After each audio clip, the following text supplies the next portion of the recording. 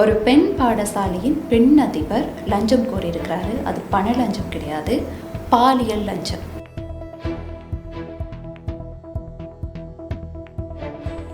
சில மாதங்களுக்கு முன்னர் ஒரு அதிபர் ஒருவரால் மாணவர் ஒருவர் துஷ்பிரயோகத்துக்கு உட்படுத்தப்பட்டிருக்கிறாரு.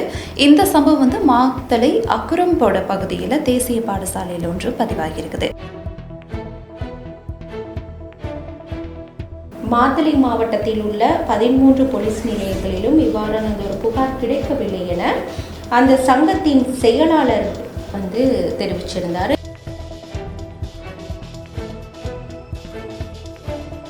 கற்பனை கதை, இது ஒரு ரீச்சுக்காக போட்ட ஒரு விஷயம் இல்லைன்னா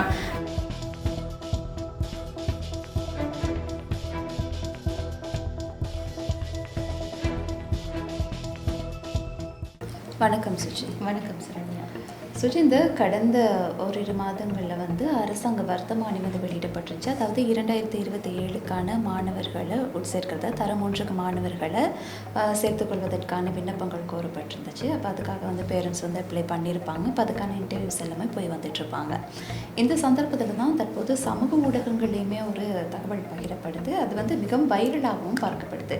நம்ம சாதாரணமாக பார்த்துருப்போம்னா நிறைய விஷயங்கள் கேள்விப்பட்டிருப்போம். இந்த பாடசாலைக்கு மாணவர்களோடு சேர்க்கக்குள்ள சில பாடசாலை அதிபர்கள் பணம் லஞ்சமாக பெறுறதா, அது தொடர்பான செய்திகள் வழியாகவும் பார்க்கக்கூடியதாக இருந்திருக்கும். ஆனால் இப்போ பகிரப்படுற விடயம் அதுலேருந்து முற்றிலும் வேறுபட்ட ஒரு விடயம். என்னென்னா, தனது மகளை பாடசாலைக்கு சேர்க்க போன ஒரு தந்தையிடம் ஒரு பெண் பாடசாலையின் பெண் அதிபர் லஞ்சம் கோரியிருக்கிறாரு. அது பண லஞ்சம் கிடையாது, பாலியல் லஞ்சம். பாலியல் லஞ்சம் கோரப்பட்டதாகத்தான் இந்த பதிவு சமூக ஊடகங்களில் பகிரப்படுது. இந்த பதிவு இந்த மாதம் 17ஆம் தேதியிலிருந்து மிகவும் வைரலாக பகிரப்பட்டு வருது. ஆகவே உண்மையாலும் இந்த சம்பவம் இடம்பெற்றது மாத்தளை பகுதியில்னு சொல்லியிருக்காங்க. மாத்தளை பகுதியில் இப்படி ஒரு சம்பவம் இடம்பெற்றதா, உண்மையாலும் இந்த பெண் அதிபர் பாலியல் லஞ்சம் கோரினாரா போன்ற பல்வேறு விடயங்களை தான் இன்றைய நிகழ்ச்சியில் நாம் கலந்து ஆலோசிக்க இருக்கிறோம். இல்லையா சுஜி? நிச்சயமா. அதாவது இது மாத்தளை மாவட்டத்தில் தான் இந்த பெண்கள் பாடசாலையில் நடந்ததாக தான் நீங்கள் சொன்ன மாதிரி தெரிவிக்கப்படுது. ஆனால் இது இப்போ பார்க்கும்போது இப்படி ஒரு விஷயம் நடந்திருந்தா, அதாவது சாதாரணமாக நாங்கள் பாடசாலைகளை தவிர்த்து ஏதாவது ஒரு இடங்களில் பார்க்கும்போது பெண்களிடம் ஆண்கள் பாலியல் லஞ்சங்கள் கேட்கும் சில சம்பவங்களில் நாங்கள் பார்த்துருப்போம். இது பாடசாலைகளை சொல்லலை, பொதுவாக இடங்களில் நடந்திருக்கக்கூடிய சம்பவங்கள்.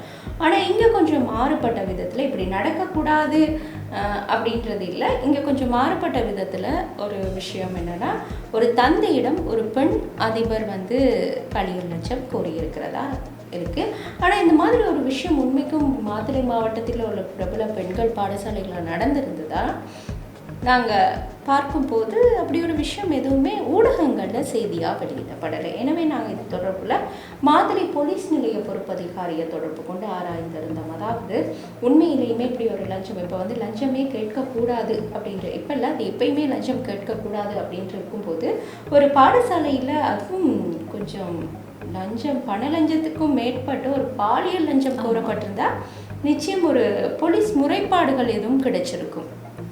ஆனால் இந்த தொடர்பில் நாங்கள் மாத்தளை போலீஸ் நிலையத்தை தொடர்பு கொண்டு வினவிய போது போலீஸ் நிலைய பொறுப்பதிகாரி தெரிவித்த ஒரு விடயம், இல்லை, இந்த மாதிரி ஒரு முறைப்பாடு தங்களுக்கு கிடைக்கலை அப்படின்ற ஒரு தகவலை எங்களுக்கு தெரிவிச்சிருந்தார். அதனுடைய தொடர்புபடுத்தி நாங்கள் மத்திய மாகாண கல்வி திணைக்களத்திடம் வினவிய போது அவங்களும் தெரிவிச்சிருந்த ஒரு விடயம் இந்த மாதிரி, அதாவது சாதாரணமாக இப்படி ஒரு சம்பவம் நடந்தால் கல்வி திணைக்களத்திடம், அதாவது இல்லைனா கல்வி அமைச்சிடம் முறைப்பாடுகள் முன்வைக்கப்படும். காரணம், இந்த லஞ்சம் வாங்கக்கூடாது அப்படின்ற ஒரு வர்த்தமானி வெளியிடப்பட்டு இந்த மாதிரி விஷயங்கள் நடக்கும்போது அது தொடர்பில் நாங்கள் முறையிட முடியும். அது தொடர்பான சட்டங்களை உருவாக்கிய பிரதான இடங்களில் தான். ஆமாம். அதனால் அந்த இடங்களுக்கு நாங்கள் கால் பண்ணி, அதாவது மத்திய மாகாண கல்வி திணைக்களத்துக்கு கேட்ட போதும் அப்படி ஒரு சம்பவம் நடைபெறலை அப்படின்னும், ஊடகங்கள், அதாவது சமூக ஊடகங்களில் பகிரப்படும் பதிவுகளின் அடிப்படையில் மாத்தளை வலய கல்வி அலுவலக அதிபர்கள் மற்றும் போலீஸ் நிலையங்களிடம் இவ்வாறான சம்பவம் எதுவும் பதிவாகியுள்ளதா அல்லது முறைப்பாடு கிடைத்துள்ளதா என்பது குறித்து ஆராயப்பட்டதாகவும், அத்தகைய சம்பவம் எதுவும் பதிவாகவில்லை எனவும் மத்திய மாகாண கல்வி திணைக்களம் எங்களுக்கு உறுதிப்படுத்தி இருந்தாங்க. ஆமாம் சுஜி. அதே மாதிரி என்னன்னா, சில மாதங்களுக்கு முன்னர் வந்து ஒரு அதிபர் ஒருவரால மாணவர் ஒருவர் வந்து துஷ்பிரயோகத்துக்கு உட்படுத்தப்பட்டிருக்கிறாரு. இந்த சம்பவம் வந்து மாத்தளை அக்குரம்போட பகுதியில தேசிய பாடசாலையில் ஒன்று பதிவாகியிருக்குது. ஆகவே இந்த பாலியல் லஞ்சம் கோரப்பட்ட சம்பவம் கிடையாது. இது வந்து அதுக்கு மாறுபட்ட ஒரு சம்பவம் தான் நடந்திருக்குது. மாத்தளை அக்குரம்போட பகுதியில் தேசிய பாடசாலை ஒன்றில் தரம் 9ல் கல்வி பயிலும் 14 வயதுடைய மாணவன் கிட்ட தான் இந்த பாலியல் துஷ்பிரயோகம் குற்றச்சாட்டின் பேரில் பாடசாலையின் அதிபர் இந்த வருடம் 2026ஆம் ஆண்டு மார்ச் மாதம் 31ஆம் தேதி அன்று மகவெல போலீசாரால் கைது செய்யப்பட்டிருந்தார். ஆகவே இந்த விடயம் தொடர்பாக நாங்கள் மகவெல போலீஸ் நிலையத்தை தொடர்பு கொண்டு கேட்டபோது சில மாதங்களுக்கு முன்னர் இந்த குறித்த சம்பவம் தொடர்பாக அதிபர் கைது செய்யப்பட்டதாக மகவெல போலீசார் எங்களுக்கு உறுதிப்படுத்தினர். அது மாத்திரமன்றி பெண் அதிபர் ஒருவர் தந்தையிடம் பாலியல் லஞ்சம் கோரியதாக சமூக வலைத்தளங்களில் பதிவுகள் குறிப்பிடப்பட்டுள்ளதை போன்று எந்த ஒரு சம்பவமும் பதிவாகவில்லை அப்படின்ற விஷயத்தையுமே போலீசார் நமக்கு தெரிவித்திருந்தாங்க. அது மாத்திரம் இல்லாமல் இந்த பிராந்திய ஊடகவியலாளர்களிடமும் இது தொடர்பாக கேட்டபோது அவர்களும் மறுபடி உறுதிப்படுத்தின விடயம் இதுதான்.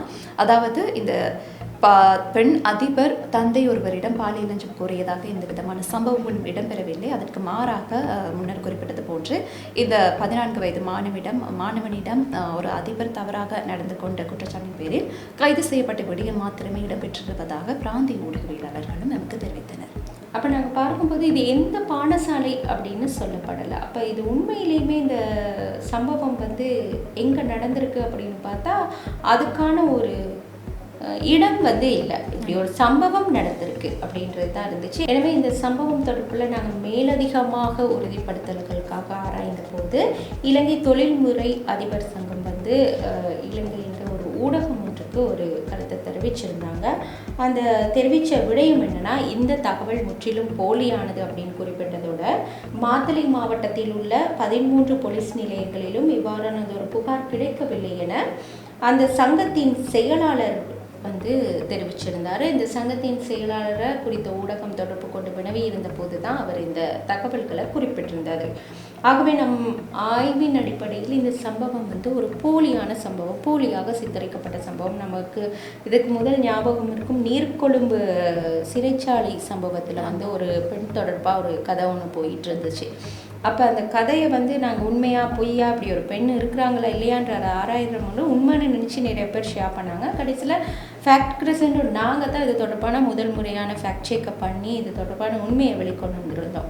அதுக்கு வந்து ஒரு மூல கர்த்தா இருந்தார். ஆமாம், அதை வந்து தன்னை ஒரு புலனாய்வு ஊடகவியலாளர் அப்படின்னு சொல்லிக்கிட்ட ஒருத்தர் வந்து நாங்கள் வினவிய போது இல்லை, இது ஒரு கற்பனை கதை, இது வந்து ஒரு ரீச்சுக்காக போட்ட ஒரு விஷயம், இல்லைன்னா அந்த பெண் தொடர்பாக போட்ட ஒரு பொய்யன்றதை விட அவரோட ஒரு கற்பனை கதை அப்படின்னு சொல்லியிருந்தார். அதே மாதிரி தான் இந்த விஷயத்தின் மூலமாக இருந்த ஒருத்தர் யார் அப்படின்னு எங்களுக்கு இதுவரை கண்டுபிடிக்க முடியலை. இதை முதல்ல யார் பதிவிட்டது, எதுக்காக பதிவிட்டாங்க அப்படின்ற ஆய்வுகள் வந்து எங்களோட ஆய்வுகள் மூலமாக அதை வந்து எங்களுக்கு உறுதிப்படுத்த முடியலை. இருந்தாலும் இந்த சம்பவம் வந்து நாங்கள் முற்றுமுழுதாக ஆராய்ந்ததின் அடிப்படையில் இந்த சம்பவம் வந்து போலியானதுன்றது வந்து எங்களுக்கு உறுதியாகி இருந்தது. இது தொடர்பான முழுமையான ஆய்வறிக்கையை ஃபேக்ட் கிரசன்ட் ஸ்ரீலங்கா தமிழ் அப்படின்ற இணையதளத்துக்கு போனீங்கன்னா நீங்கள் பார்க்கக்கூடியதாக இருக்கும். அது மாத்திரமன்றி இது மாதிரி வர சில தகவல்கள் போலியா இல்லையான்னு தெரிஞ்சுக்கணுமா, இல்லை போலியா அது உண்மையான விஷயமானு நீங்கள் அறிஞ்சுக்கணும்னு நினச்சிங்கன்னா 0721414696 என்ற வாட்ஸ்அப் இலக்கத்திற்கு அவற்றை உங்களுக்கு அனுப்புங்க. அதனூடாக நாங்கள் அது தொடர்பான ஆய்வினை மேற்கொண்டு உங்களுக்கு அறிக்கையிடுவதற்கு காத்திருக்கிறோம். ஆமாம் சுஜி. அது மாத்திரமின்றி இது போன்ற மேலதிக விடயங்களை அறிந்து கொள்வதற்காக நம்முடைய சமூக ஊடக பக்கங்களான ஃபேஸ்புக், இன்ஸ்டாகிராம், டிக்டாக், அதே போன்று யூடியூப் போன்ற அனைத்திலும் இது போன்ற விடயங்கள் காணப்படுது. அது மாத்திரம் இல்லாமல் எங்களுடைய வாட்ஸ்அப் சேனலான ஃபேக்ட் கிரசன்ட் ஸ்ரீலங்கா இதையுமே நீங்கள் ஃபாலோ செஞ்சு வச்சுட்டிங்களா இருந்தால் தமிழ், சிங்களம், ஆங்கிலம் ஆகிய மும்மொழிகள்லையும் இது தொடர்பான விடயங்களை உங்களுக்கு பெற்றுக்கொள்ளக்கூடியதாக இருக்கும். எனவே மற்றும் ஒரு காணொளியில் மீண்டும் சந்திப்போம். வணக்கம்.